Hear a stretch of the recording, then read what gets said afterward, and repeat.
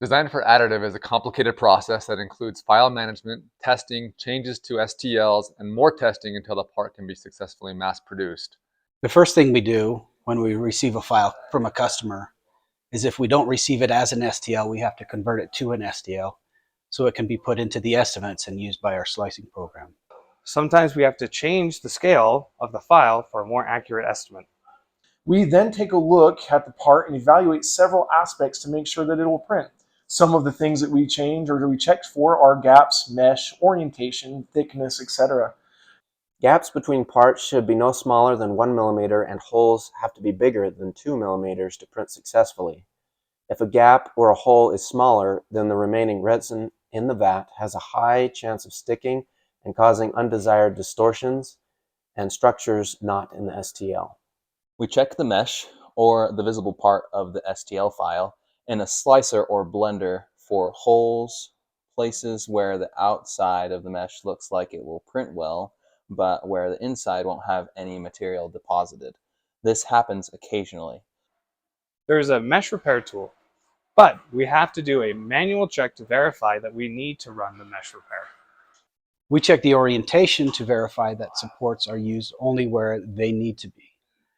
Supports leave marks which are undesirable to some customers. So we have to orient the entire model in such a way that we can either remove the marks more easily or so they're not visible to the user. We check the thickness for several things. First, it should be a minimum of 5 millimeters, 0.5 millimeters for the shorter parts, and 2 millimeters for the taller parts.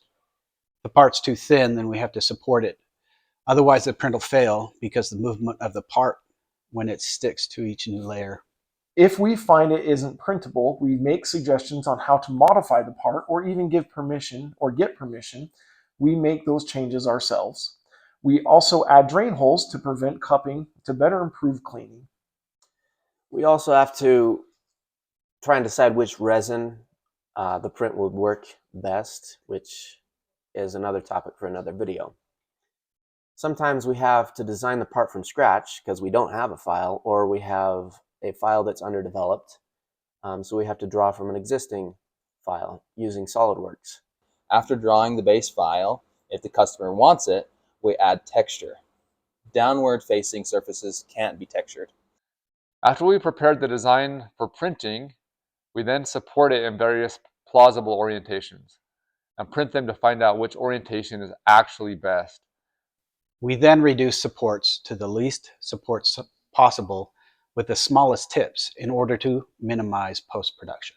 Next, we then remove material to reduce the cost of the part, either by hollowing it out and cutting it or cutting off pieces.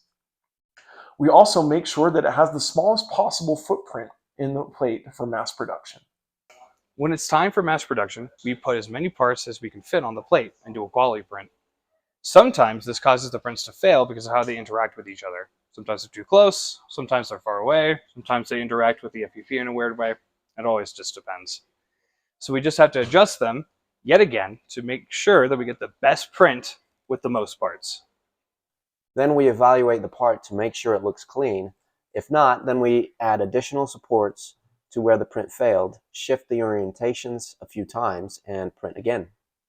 We also determine at this time whether the part needs post-processing like sanding, CNC smoothing, or even painting.